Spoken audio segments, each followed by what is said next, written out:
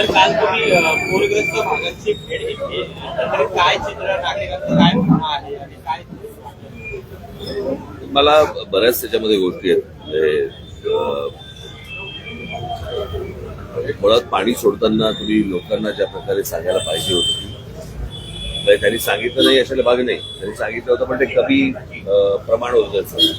एवढं पाणी सोडणार याची कल्पना लोकांनाही नव्हती. त्यात मुळामुठामध्ये झालेलं अनधिकृत बांधकाम आणि त्या बांधकामांमुळे त्या घरामध्ये शिरलेलं पाणी. मी काल जाऊन आलो, अत्यंत वाईट परिस्थिती आहे त्या संपूर्ण घराची.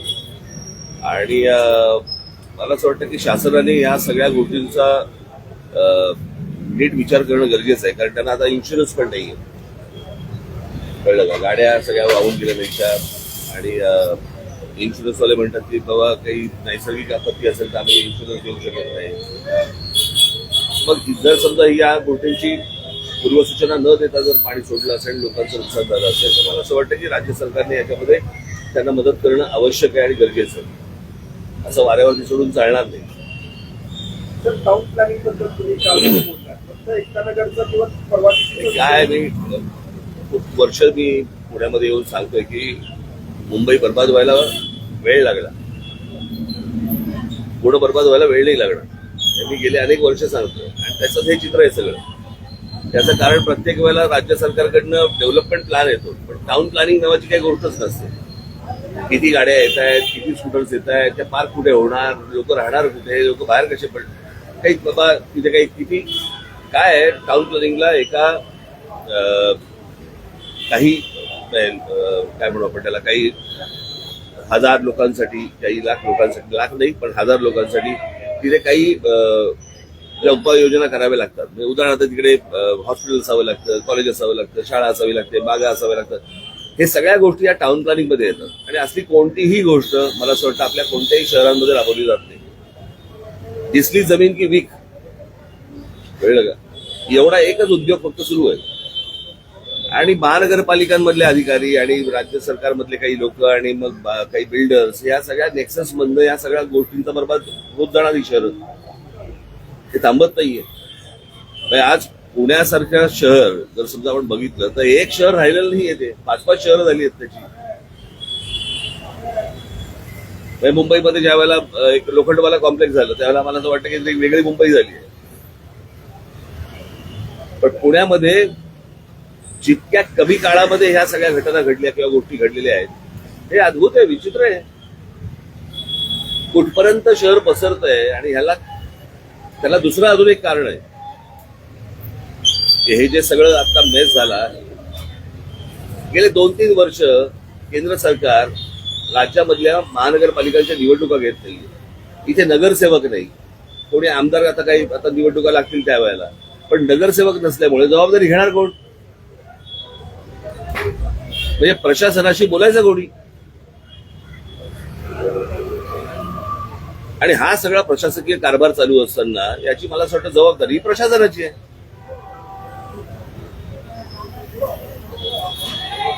त्यांनी या लोकांना धीर दिला पाहिजे. आता तिकडे काहीतरी ते रिडेव्हलपमेंटचा काहीतरी विषय आहे, रिडेव्हलपमेंटचा विषय त्यांच्याशी बोला तरी तुम्ही. म्हणजे या राज्यामध्ये येणारे, बाहेरच्या राज्यांमधून येणारी जी लोक आहेत त्यांना फुकट घरं देताय तुम्ही, आणि या राज्यामध्ये राहणारी जी लोक आहेत ते भिका मागतायत. याला काही सरकार चालवणं म्हणतात का? आत्ताच माझ्याकडे एक मुलगा आता काहीतरी त्या आयुर्वेदाच्या संदर्भामध्ये आला होता, मेडिसिनच्या संदर्भामध्ये ऍडमिशनच्या. बाहेरच्या राज्यामधनं मुलं इथे या राज्यामध्ये आली आणि समजा या राज्यामध्ये आल्यानंतर ती या राज्याची होतात. आणि इकडची आमची जी मुलं आहेत ते कोट्यामध्ये मागतायत.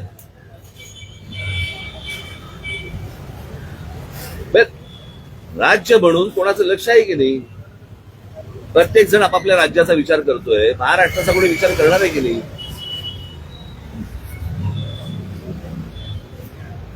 आज जर समजा तुम्ही मुंबईमध्ये झोपडपट्टी पुनर्वसन योजना बघितली, बदा बदा बदा बदा लोक येत आहेत आणि आपापली घरं घेऊन जात आहेत बाहेरच्या राज्यातली फुकट. आणि स्वतःच्या कष्टाचे पैसे घालून जी लोक जमिनी घेत आहेत किंवा फ्लॅट घेत आहेत वगैरे वगैरे, ते वाऱ्यावर पडले, जे या राज्याचे मालक आहेत. मला असं वाटतं तर मी मुंबईला गेल्यानंतर एक 2-3 दिवसामध्ये माझी बैठक होईल. त्या बैठकीमध्ये काय होईल हे तुम्हाला येऊन आल्यानंतर सांगेनच किंवा तिकडे पत्रकारांशी बोलताना तुम्हाला समजेलच. या सगळ्या प्रकरणात जबाबदारी कुणाची आहे? प्रशासनाला सगळे जबाबदारी घेतात. प्रशासक आता रुलिंग आहे हे बरोबर आहे, पण जे सत्ताधारी केंद्रात राज्यात आहेत त्यांच्याकडे प्रशासक आणि विरोधकांकडे ते मला असं वाटतं हा राज्य सरकारचा विषय आहे आणि राज्य सरकारच्या खात्याचा आणि महानगरपालिकेचा हा संबंधित ही जबाबदारी आहे. मला काल ऐकल्यावरती लाजीरवाडी गोष्ट तुम्हाला पनवेल आणि ठाण्यावरनं लोक आणावी लागतात साफसफाईला. पुण्यासारखं शहर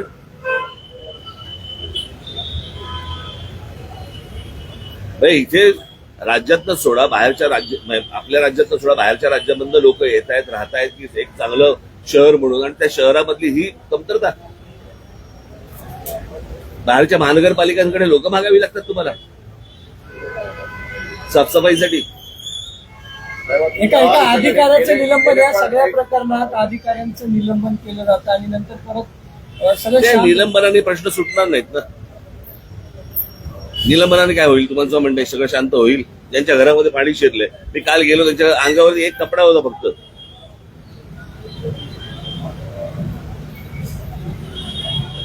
आता समजा तिथे रोगराई वाढली, ते कोण बघणार?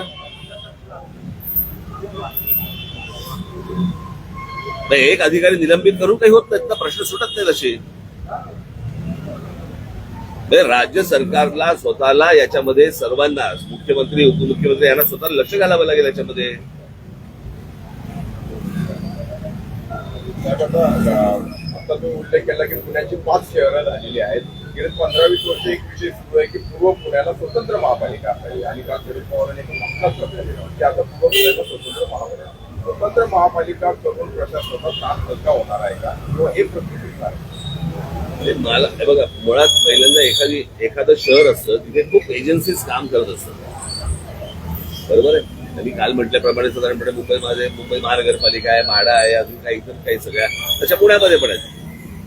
या सगळ्या ज्या काही आपण काय संस्था ज्या काही म्हणू आपण सरकारच्या, यांची एकत्र कधी बैठक होते का?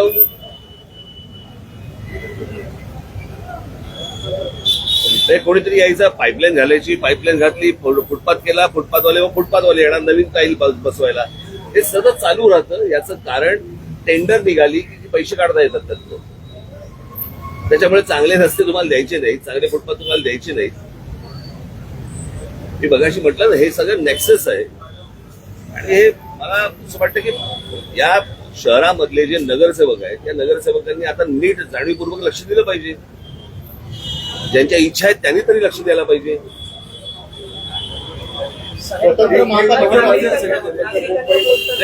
मी परत तेच सांगतो ना, आता एक असली काय आणि स्वतंत्र असली काय. मुळात जर यांच्या बैठका जर होणार नसतील तर तेही बरबाद होणार. या शहराबद्दलचा मूळ मुद्दा आहे. अनेक बहुत झालेली पाहायला मिळत. मुलाचीवाडीमध्ये त्यांचं म्हणणं असं की आमचा मुलगा गेला, आम्हाला मदत करतो पण कायमस्वरूपी द्या. नेमकं नागरिकांनी म्हणणं काय मांडलं? मी काल त्या भगिनीशी बोलत होतो.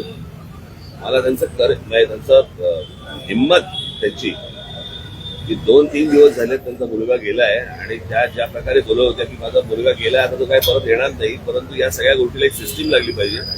मला असं वाटतं की हे जर एका माकेला कळू शकत असेल ते प्रशासनाला नाही कळत.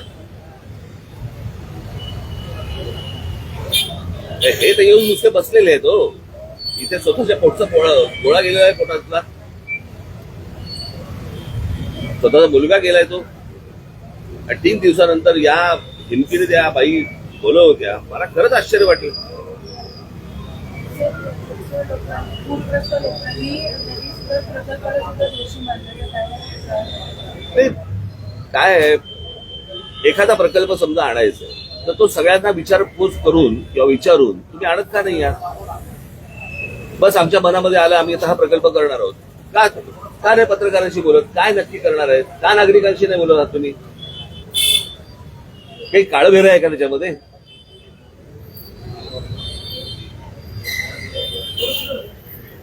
विचारायला गेल्यानंतर ते सांगणार नाही नाही वरून सांगितलं गेलं. वरून म्हणजे कुठून? आभाळातून?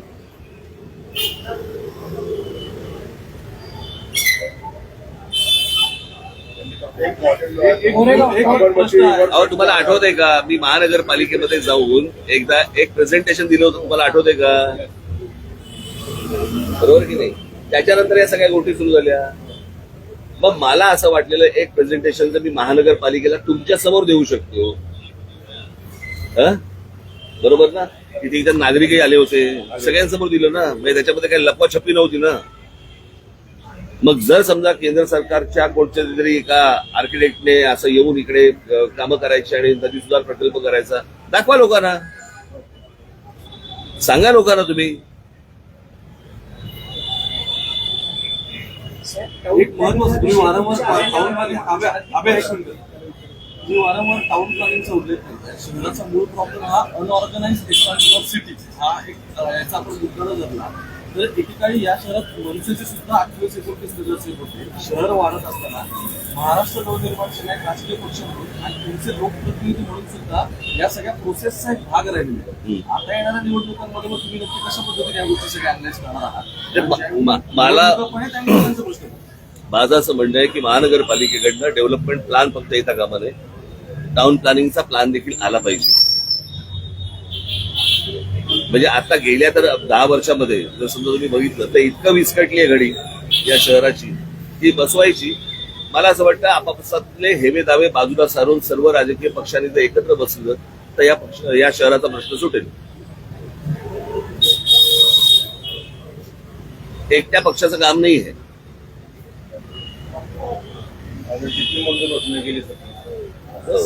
टाउन प्लॅनिंग हा जो विषय आहे तो तुमच्या अजेंड्यावर अगदी पक्ष स्थापनेपासून राहिला. मुंबई, नाशिक, नागपूर प्रत्येक ठिकाणी तुम्ही प्रेझेंटेशन दिलं, पुण्यासाठीही तुम्ही बेस्ट प्रेझेंटेशन दिलं. मग शासन किंवा सरकार ह्या सगळ्या टाउन प्लॅनिंगसाठी आणि स्ट्रक्चरसाठी कुठेतरी कमी पडतंय का?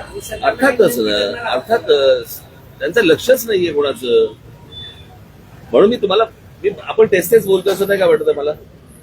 मी बघाशी तुम्हाला सांगितलं की सगळ्या एजन्सीज एकत्र काम करत नाहीत, त्याच्यामुळे झालेला हा सगळा विचका आहे.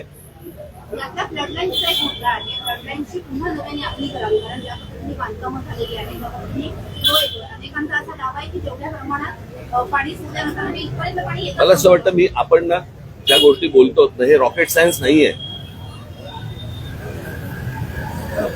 ते अत्यंत सहज शक्य होणारी गोष्ट आहे ही.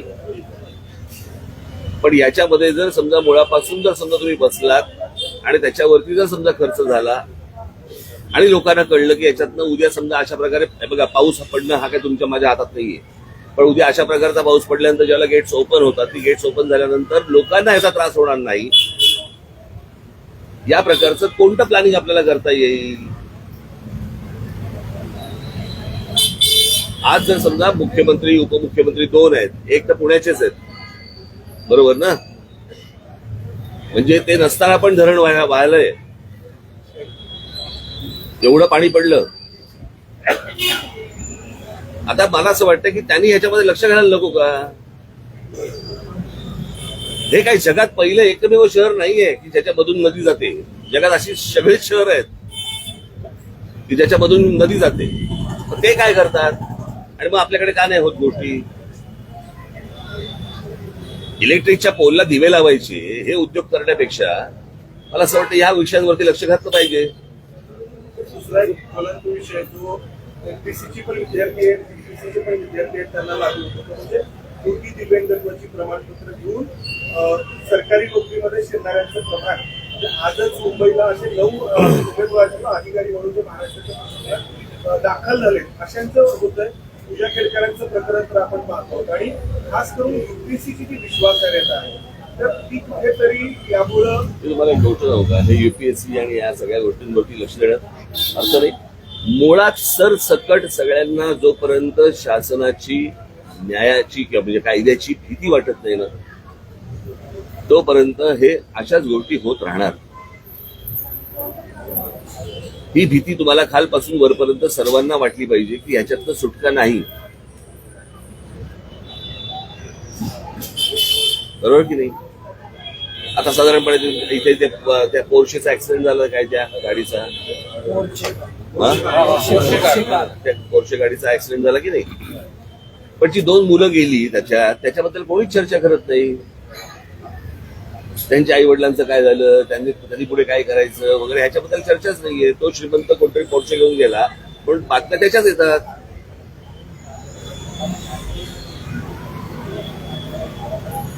बरोबर की नाही? आपल्याला मला असं वाटतं सगळ्यांनी एकत्र बसलं पाहिजे, राजकीय पक्षांनी आणि पत्रकारांनी. साहेब, दुसरा प्रश्न असा आहे की मराठीचा विषय आहे. मराठीच्या पुस्तकामध्ये इंग्रजी शब्द जे आहेत ते बालभारतीने वापरले गेले, त्याच्यावरून सध्या वाद सुरू आहे आणि मराठीचा मुद्दा उडला आणि मराठीच्या पुस्तकात इंग्लिशचे शब्द यायला लागले. वन्स मोर मला बघू देत नंतर सांगितलं. दुसरं असं पवारांनी म्हटलं की महाराष्ट्राचं मणिपूर होऊ शकतं, विशेष करून मराठवाड्यात जो जातीयवाद वाढलाय, मराठा विरोधी ओबीसी, त्यांचं हे भाष्य आणि तुम्ही यापूर्वी पवारांवर जे तुम्ही भाष्य केलेलं आहे एकूण पवारांच्या राजकारणावर तुम्ही कसं बघता? मी हे पहिलं एक स्टेटमेंट काही वाचलं नाही. कधी केलं तरी पवार साहेबांनी हातभार लावू नये या गोष्टीला, फक्त बाकी काही नाही. एक गंभीर घटना संभाजीनगरमध्ये घडली. त्याच्यामध्ये एका मुलीमध्ये आंतरजातीय विवाह किंवा असा विवाह केल्यामुळे त्या मुलीच्या नवऱ्याला त्या मुलीच्या आई भावानी आणि त्यांनी मारलं. त्याला ऑनर किलिंग आला. आजही आपण मला असं वाटतं मी मगाशी या विषयावरती बोललो होतो. आपल्याकडे या 22 गोष्टी ज्या आहेत की मगाशी काय म्हणतं तुम्हाला, खालपासून वरपर्यंत जोपर्यंत कायद्याची भीती नाही तोपर्यंत अशा घटना या घडत राहणार. आपण सहज सुटू शकतो कुठच्याही गोष्टींमधलं, असं ज्या वेळेला काही लोकांना वाटायला लागतं त्यावेळेला तुमचं काही भीती नावाची गोष्ट उरलीच नसते. तर मुंबईमध्ये अशा अनेक प्रकरणं झाली की जिकडे ट्रॅफिक हवालदारांना टपली मारून निघून गेलेत. आता त्याच्यावरती जर समजा कारवाई होणार नसेल तर मी तुम्हाला खास करून परदेशातली गोष्ट सांगतो तुम्हाला. परदेशामध्ये तुम्ही पोलिसाला हात लावून दाखवा, हात मारणं बिरणं लांबचं राहिलं, तुम्ही फक्त हात लावून दाखवा त्याला आणि त्याच्यानंतर त्याला सोडवून दाखवा.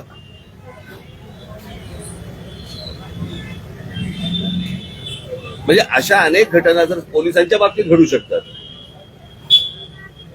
पोलिसांवरती हात उगारण्यापर्यंत जर समजा लोकांची मदत जाऊ शकते आणि आपल्याला काही कोण करू शकत नाही असं जर वाटत असेल तर कोणता कायदा आणि सुव्यवस्था घेऊन बसलोय आपण?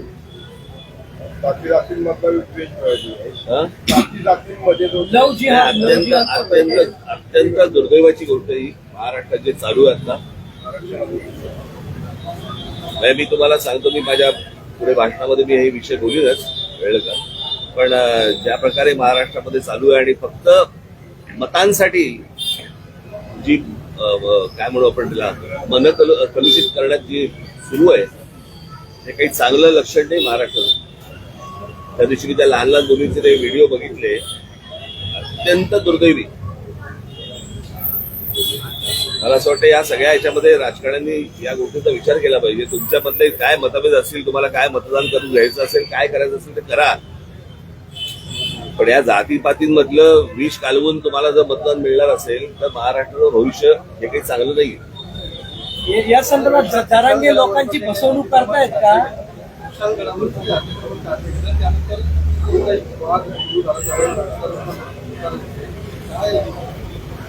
मी बोललो होतो या सर्व गड किल्ल्यांवरची जी अनधिकृत बांधकाम आहे ती फाडून टाकावं नंतर झालेली आहेत. आरक्षण विधानसभा निवडणुकांसाठी काही स्ट्रॅटेजी ठरली का? स्ट्रॅटेजी आता सांगू.